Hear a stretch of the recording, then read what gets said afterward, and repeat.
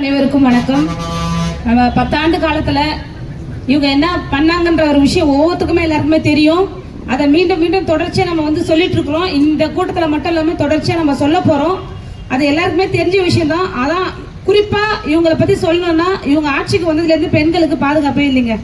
ஆனா அந்த குஷ்பு அம்மா சொல்லுது, நம்மளுடைய உரிமை தொகையை நமக்காக இது இந்த சலுகை கிடையாதுங்க, இது நம்மளுடைய உரிமைன்னு சொல்லி நம்மளுடைய முதலமைச்சர் சொல்லும் போது நம்மளுக்கு அவ்வளவு மகிழ்ச்சியா இருக்கு.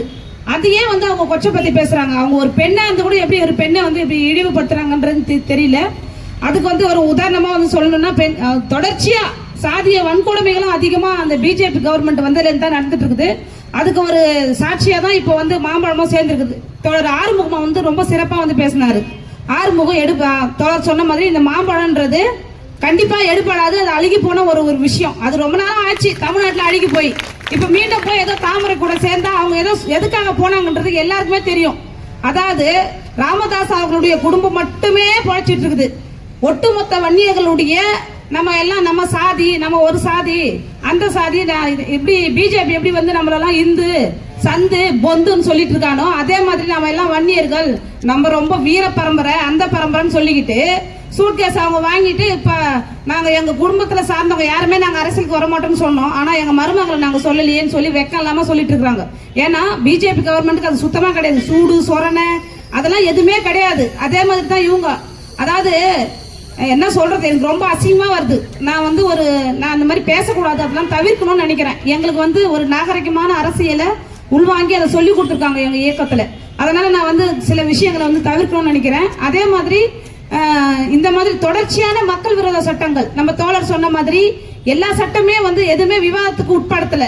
அது எல்லாருக்குமே தெரிஞ்ச விஷயம். இங்க இருந்து நம்ம தமிழ்நாட்டில இருந்து போன எம்பிக்களா இருக்கட்டும், நம்ம தோழமை இயக்கத்தை சார்ந்த நம்ம கூட்டணி சார்ந்த எம்பிக்களா இருக்கட்டும், எதுவுமே பேச முடியல. நம்மளுடைய கருத்தை எதுவுமே அவங்க கேட்கல. பாராளுமன்றத்துல அவங்க என்ன மெஜாரிட்டின்ற ஒரே காரணத்தை வச்சுக்கிட்டு பல சட்டங்கள் மக்களுக்கு எதிரான சட்டங்களை ஏற்றிட்டு வந்தாங்க. அதுல முக்கியமான சட்டம் தான் இந்த விவசாயிகளுக்கான 3 வேளாண் திருத்த சட்டங்கள். அந்த சட்டத்தின் மூலம் நம்ம கிட்ட இருக்கிற நிலத்தை புடுங்கி கார்பரேட் கிட்ட கொடுத்தாங்க.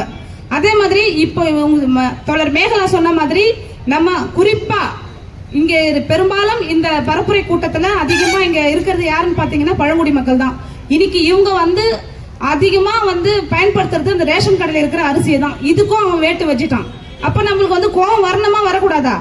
இங்க இருக்கிற ஒட்டுமொத்த பல இயக்க தோழர்களும் தொடர்ச்சியா சொல்லிட்டு இருக்கிறாங்க, விவசாய சட்டம்ன்றது ஏதோ பஞ்சாப் மாநிலத்தில் இருக்கிறவங்களுக்கு மட்டும் பாதிப்பு கிடையாது. ஒட்டுமொத்த இந்தியாவில் வாழ்ற ஒவ்வொரு விவசாய குடிமக்களுக்குமே இது எதிரான ஒரு சட்டம்.